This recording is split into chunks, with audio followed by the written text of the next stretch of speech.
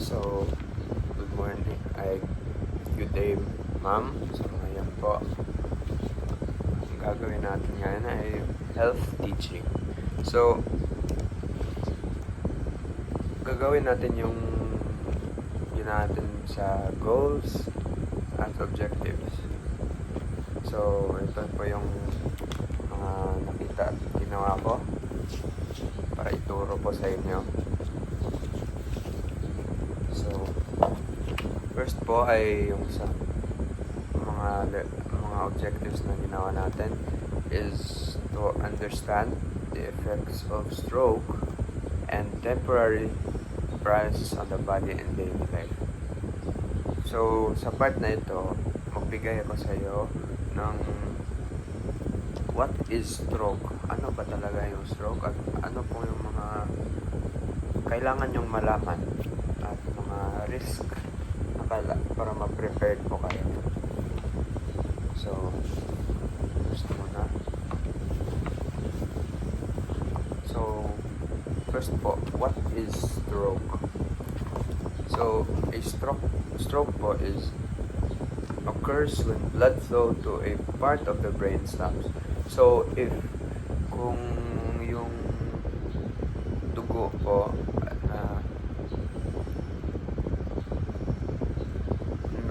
hindi na po nagpupunta sa isang parte ng brain po, nagsistop na po, hindi na po siya pumunta doon.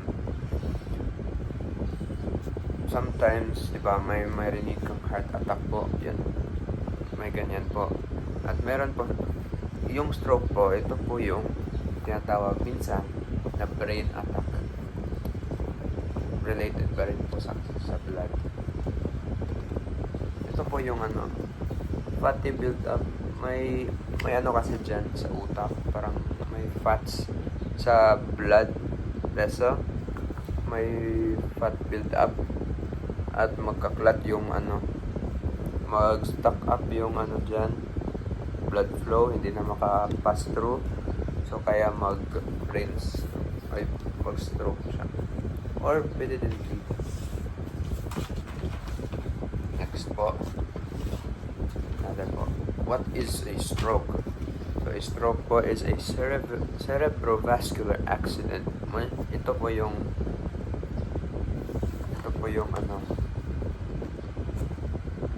yung scientific term ng stroke po.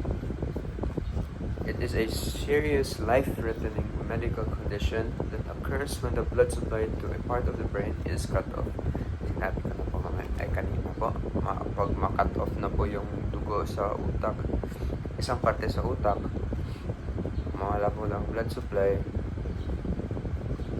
yun po, stroke po stroke will happen. So, strokes are divided into two groups depending upon the cause. So, dalawang group. So, it can either be a blockage called ischemic stroke, ischemic stroke, or hemorrhagic stroke. Itong hemorrhagic stroke po ay bleed po to, parang bleed po sa utak. At yung it is important to identify the type of stroke since treatment varies according to the type. So, depende sa dalawa po, malaman natin depende sa dalawa po kung, for example, isa ischemic stroke yung nasa asawa niya po, yan, may iba po yung treatment po. If yung isa po, hemorrhagic stroke po, iba po yung treatment. So yung ischemic stroke po, or para easy, blockage stroke is a commonly caused by a build-up of fatty materials inside the blood vessels.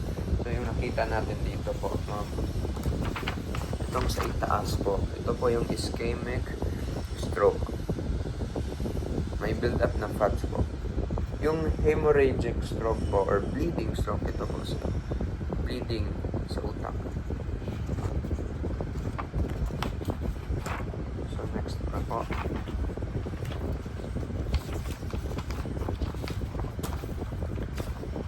Ito na naman po. What is mini stroke? So, some people have small strokes, sometimes called mini stroke. The signs are the same as for a stroke but may not be so as bad.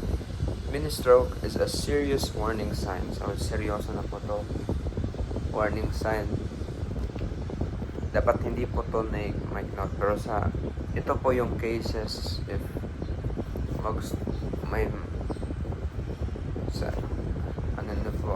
may stroke naman po yung yung asawa niya. Pero if for example ikaw po or yung iba family members niyo po, siguro para malaman niyo po yung serious warning signs,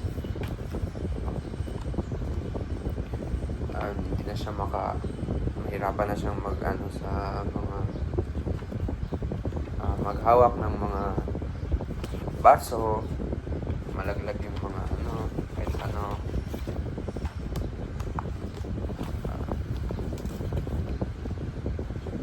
next po. So, how does our brain work? Paano ba yung brain natin po? So, ito po. So, dito po, right, left. So, the left side of the brain controls the right arms and legs. So, for example, if dito sa left brain ka gumagamit po, sa right side po yung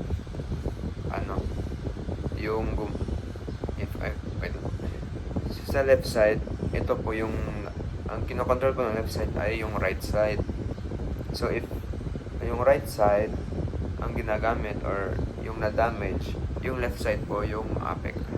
Yan po.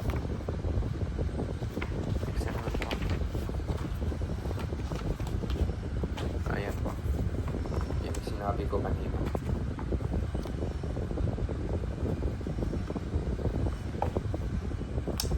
Pero kung sa right brain po or sa left side yung naapektahan po, may vision problems po siya. First, parents on the left side of the body, same ng asawa niya po, parang may vision problems naman po siya, diba? A quick inquisitive behavioral style. Kaya last time po, nahirapan tayong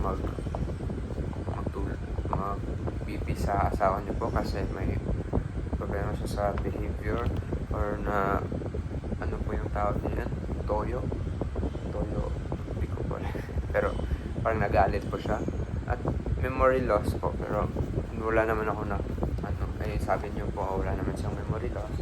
So yun. If sa left brain po yung naapektahan or sa right side ng body, paralysis po siya sa right side at may problema sa speech. Yung asawa niya po wala naman siyang problema since left side naman din po siya. At slow, cautious behavioral style. Hindi pala about behavioral. Quick, inquisitive. Sorry. Memory loss din.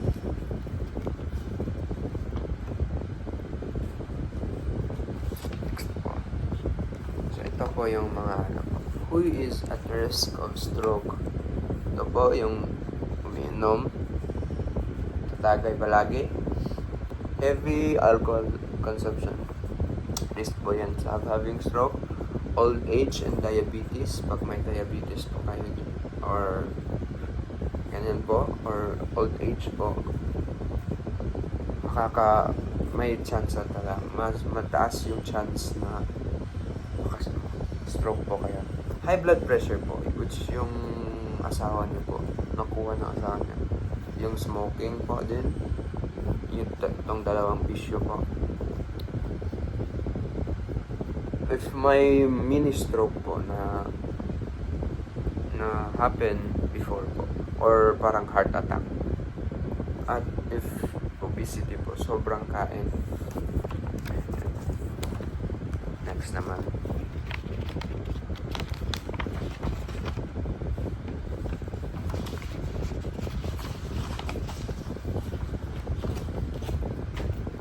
Know the signs of stroke. So ito pong mga signs of stroke.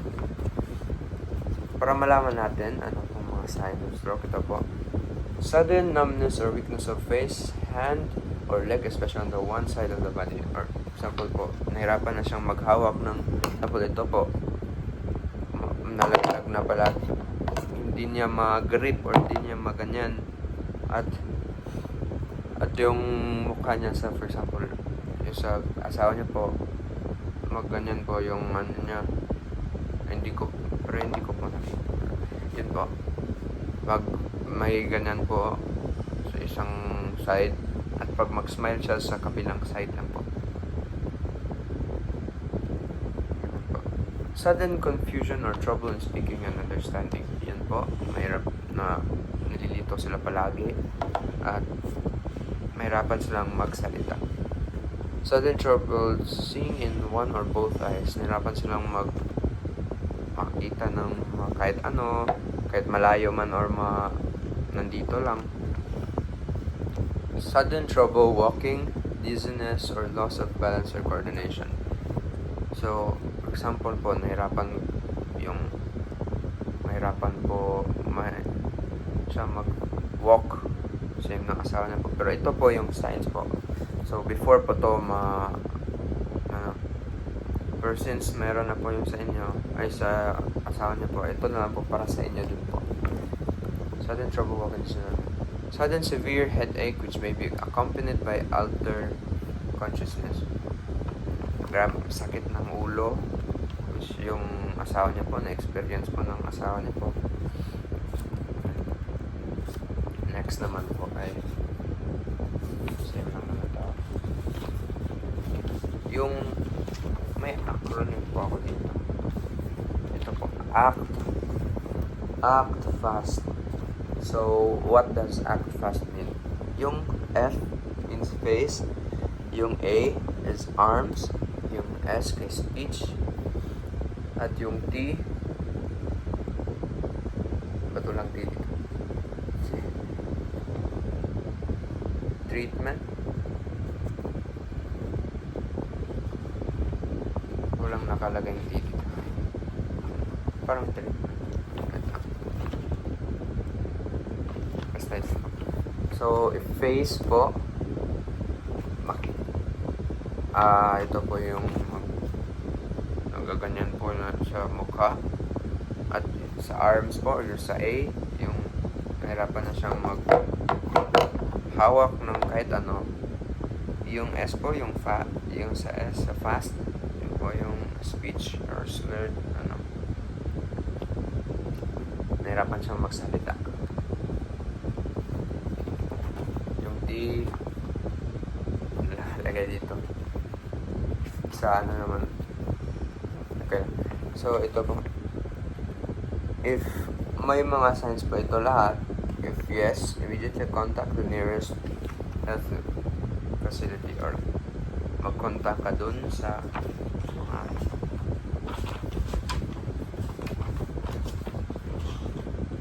why is there a need to act fast if someone has a sign of stroke? So, stroke is a medical emergency. Every minute counts. So, sobra talaga yung stroke na problema. Experience na po yung asawa niya po. The term golden hour is used to designate an hour immediately following the onset of stroke problems. Symptoms, and there is reason is the stroke is a much greater chance of surviving and avoiding long term. So if may stroke po or medical stroke po, dapat yung every minuto po importante po talaga.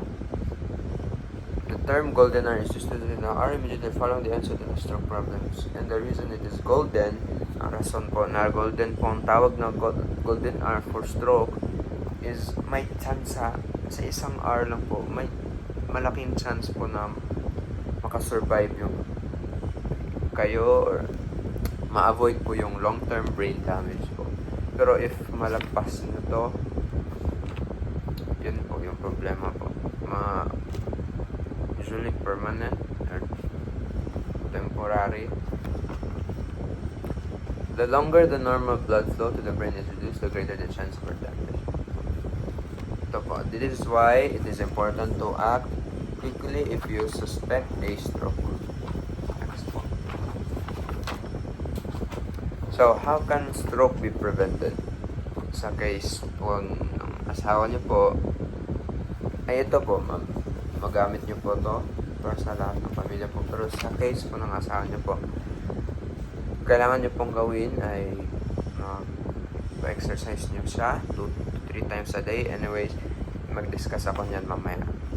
So, with fruits, mga vegetables po at prutas, mga medicine po, at mga dapat magpa-check up po talaga kayo sa ano po. Siguro may mga free check-ups anywhere, health centers, ganun ba?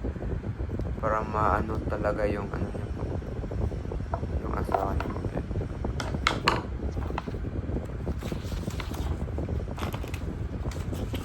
So, main talaga, how can stroke be prevented po talaga ay to maintain a healthy lifestyle.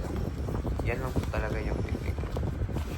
Para kumain ka ng healthy diet or mga prutas or mga vegetables lang, or kailangan naman ay okay naman po mag-meat, pero hindi po palagi puro hotdog po or puro mga processed foods din po.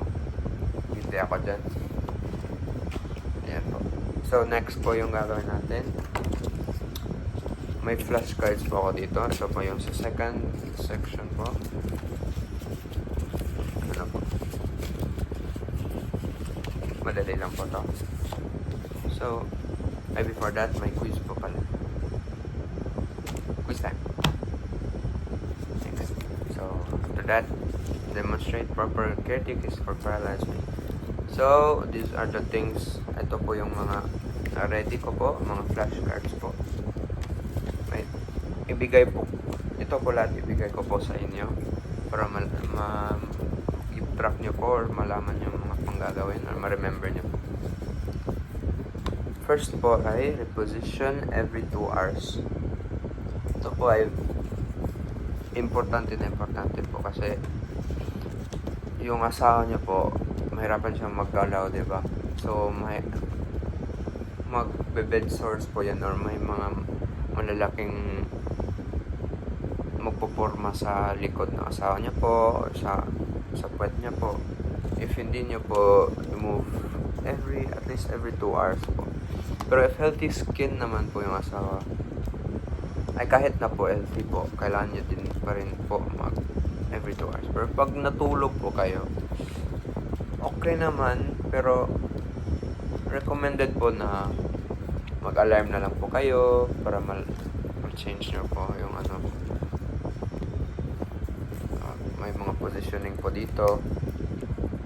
Lying on back. Makita nyo po to. Next po is perform passive range of motion exercise. Ito po, ginagawa niya na po sa asawa niya po, pero ang recommended po na gawin nyo po ay 2 to 3 times a day and 15 to 30 minutes per session po. So, mahirap talaga siya sa sitwasyon nyo po, pero if makatulong po yung mga anak nyo po, please lang po, ipatulong na lang po para hindi po mahirapan para mas ma-exercise po yung asawa nyo. Next po is provide proper nutrition and hydration. So, bigay talaga kayo ng mga vegetables at prutas sa asawa nyo po. Konti lang na meat or hindi naman sa mag-promote po or parang mahal po, pero dito po sa UP po may mga benta po kami ng mga vegetables po, pero or mga tofu or mga ganyan, pero if hindi po kaya po, okay lang naman po. Sa market na lang po. Pwede naman. Basta ganun lang po, mga vegetables o prutas. At tubig po, palagi po. Parang at least 8 glasses a day. Ganun po. Keep skin clear and dry. So, ito po. Yung skin nyo po, ng asawa nyo po, keep dry lang po at clean po. At para ma-prevent po ang infections or skin breakdowns. para mas hindi din sobra yung bed sore ay apekto kaya parang ayun po, skincare at yung ano po, yung mga pagliligo. Another po dito ay use pillow to support body alignment.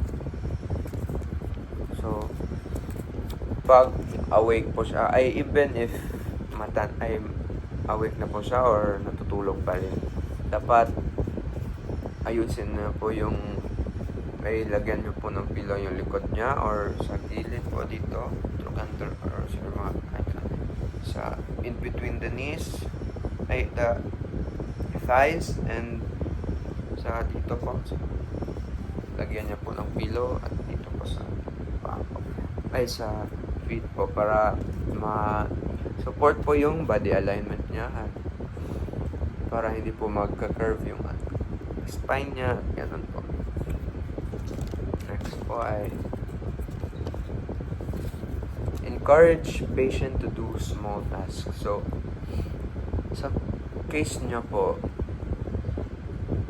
okay naman matutulog palagi pero dapat hindi po parati matutulog. Dapat siya at least magawa ng mga small tasks po or encourage pa example po, pag kumakain siya, huwag niyo pong subuin. Encourage niyo po na siya lang kumain sa sarili niya. So, di ba, yung right side niya pwede pa naman so if tulungan niyo po, lito lang po yung tulong niya po. At pag-iinom po ng tubig, pa-encourage mo po na ganun po. At may ibang task pa po, pero ayun. Next po.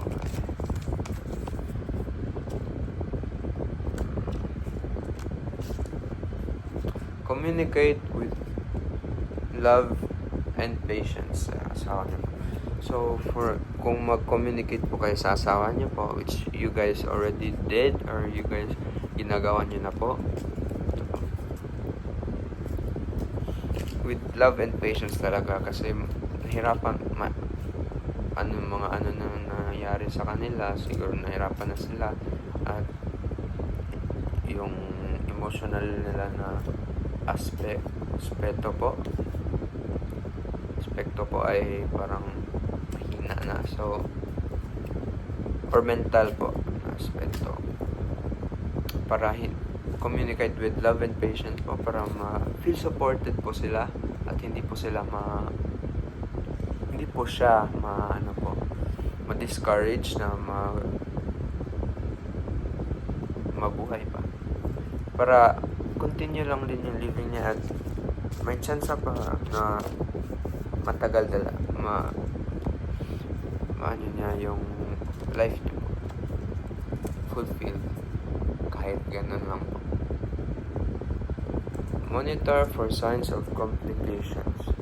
So if may mga complications po, for example, yung sitwasyon niya nagka-worsen po or nagka-sobra or hindi sa normal or hindi sa kagaya ng sitwasyon ngayon or nasobraan, i-report nyo talaga po sa mga healthcare centers or health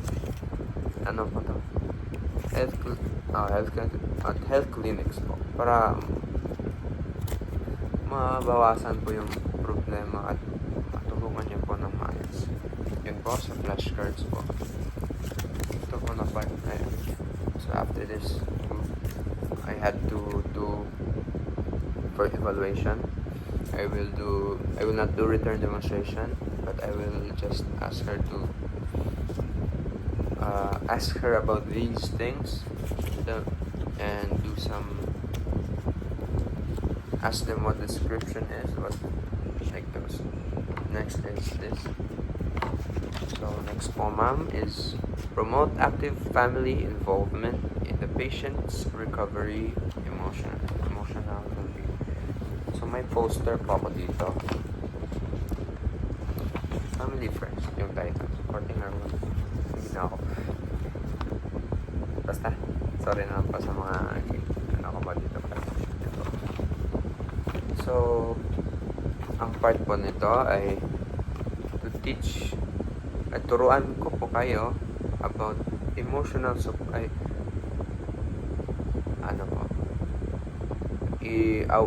Bigyan ko kayo ng awareness po na family involvement para sa asawa niyo po. So, first po yung emotional support po. Now, your presence and encouragement can boost your loved one's morale and motivation during recovery. So, yung presence lang po, yung pamilya niyo po, ikaw, sa kahit lang dyan lang sa bedside niyo po, makakatulong po talaga sa kanya po. Of course, palagi naman po kayo pero talk po sa kanya po para hindi po siya ma-discourage, para mabigyan niyo po ng emotional support. Next po ay shared responsibility. So, marami naman po kayo sa bahay, pero of course may mga trabaho naman din yung anak nyo or may school pa. Pero if wala naman po, mag-collaborate po kayo para sa daily task po, para matulungan yung nanay. May nanay pa kayong problema na may arthritis po, at yung asawa niyo po na may mag-share lang po kayo para ma-lighten or hindi po mabigat yung mga panggagawin niyo. Next is improve outcomes. Pag active po talaga yung participation ng mga sa pamilya niyo po, mas mabilis po yung recovery ng niyo po, ng asawa niyo po. At ma-improve din yung emotional well-being. So, ito po yung mga how you guys can help. Tatlo po. First is encourage daily. Offer positive affirmation and celebrate small victories. Encourage nyo talaga daily para na kaya mo to, maganda, talaga, makonquer mo talaga to. At pag may mga maliit lang na success po, celebrate po kayo para kahit siguro maano niya yung kamay niya or yung paa niya, para kahit konti lang, celebrate po kayo. Big sign na po yan. So yan po, communicate openly. Communicate talaga openly sa at with other family members po. Maintain honest and compassionate conversations to understand needs and concerns. Honest lang po kayo sa each other po, at with compassion. Magdibdib talaga para no problems, mas ma-encourage po more yung asawa. Next is share task. Same lang po yung kanina. Share lang kayo sa pamilya nyo sa mga responsibilidad para mas flowing at mas madali yung mga panggawain sa bahay. Yun po. That is all po. So, dito po, for evaluation method, I'll be using commitment. I will ask her to really give commitment to what she must be doing to him, so that para mas mabilis talaga yung may commitment naman siya, pero di ko alam yung mga ibang family members kasi.